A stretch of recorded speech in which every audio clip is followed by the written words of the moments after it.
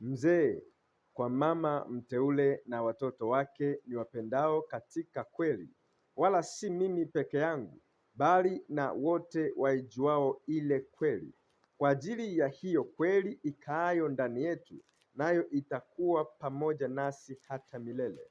Neema na rehema na amani zitokazo kwa Mungu Baba na kwa Yesu Kristo mwana wa Baba zitakuwa pamoja nasi katika kweli na upendo.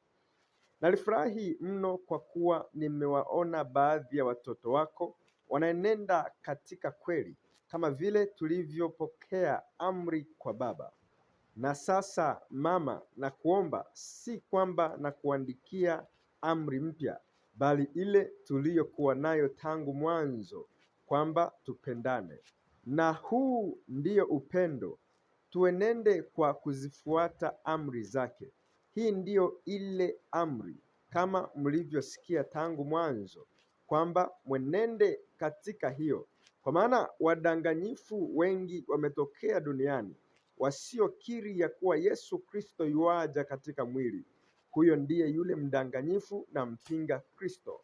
Jiangalieni nafsi zenu, msiyapoteze mliyoyatenda, bali mpokee thawabu timilifu.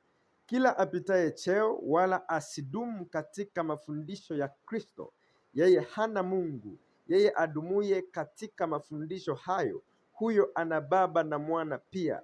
Mtu akija kwenu naye haleti mafundisho hayo, msimkaribishe nyumbani mwenu, wala msimpe salamu. Maana yeye ampaye salamu azishiriki kazi zake mbovu. Kwa kuwa ninayo mambo mengi, sitaki kuyaandika kwa karatasi na wino, lakini nataraji kuja kwenu na kusema nanyi uso kwa uso, ili furaha yetu iwe imetimizwa. Watoto wa ndugu yako aliye mteule wakusalimu.